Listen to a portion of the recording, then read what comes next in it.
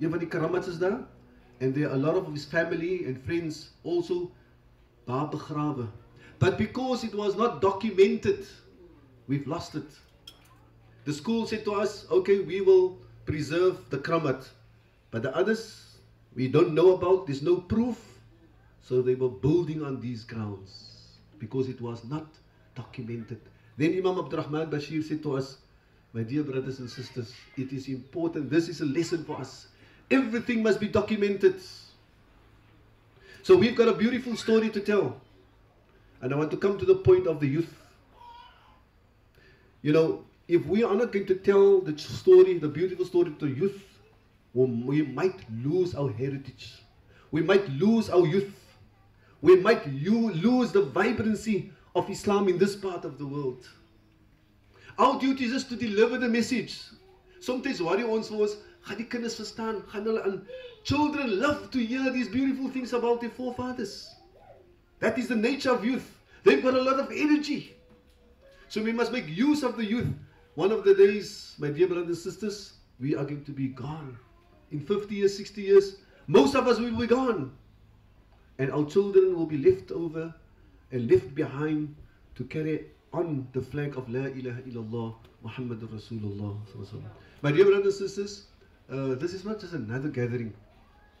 It's not a formality, the launching of a book and come together by Islam at Faizal. No, we must take note.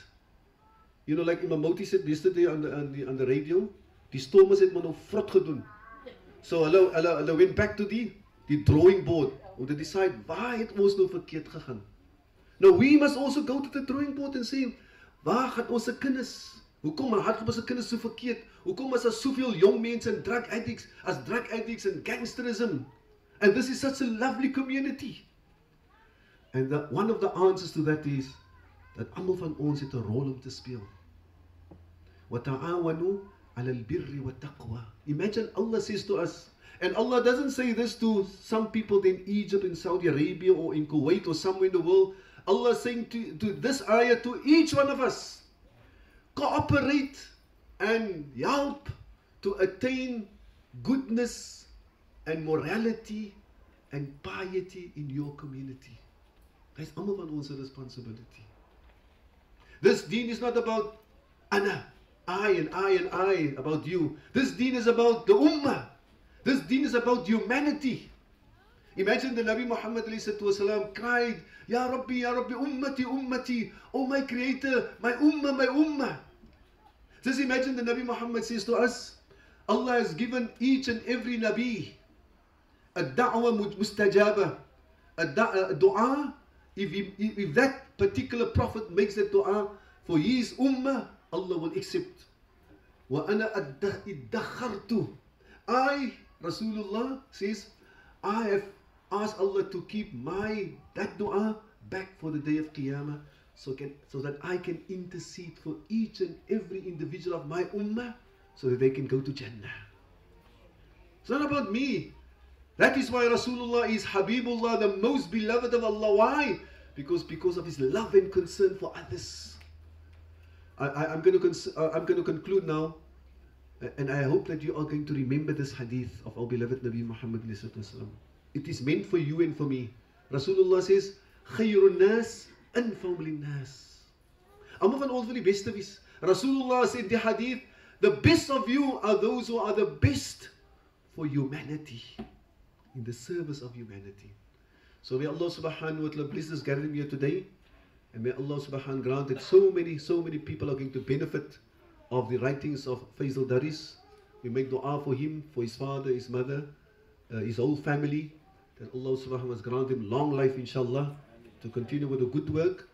And as you know, my dear brothers and sisters, I always conclude really with the concluding words of Rasulullah sallallahu alaihi wasallam. Nabi Muhammad sallallahu alaihi wasallam had so much love for us, and so much wanted all of us to enter Jannah.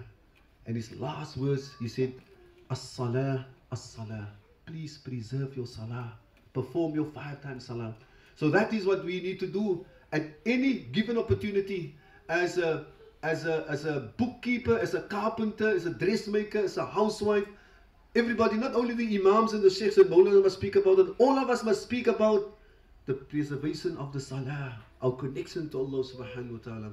So my dear sisters and brothers, if you are here today and you are still neglectful with the salah, make this day a memorable day. That you from today onwards, you're not going to miss one salah. And you're going to be steadfast in salah.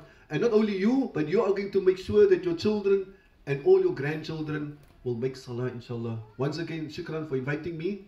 Jazakumullah khairan. Wa sallallahu ala sayyidina Muhammad. Walhamdulillah rabbil alamin. Shukran.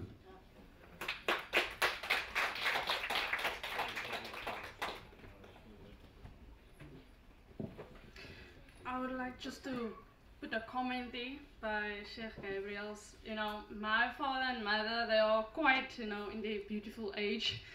And sometimes they would say, when it's a rampies, you know, die tabbetjie het gehang by die kas en die gebakkery het aangegaan, and those are like oral traditions, and it was not recorded, so I didn't know about it, and I heard it from them. But in a few years' time, you know, not now or tomorrow, they will not be there anymore, and where will that go if they didn't transverse orally? So it's good to record stuff, and especially in now probably on the internet, because the books also would go out of, will not be in modern anymore.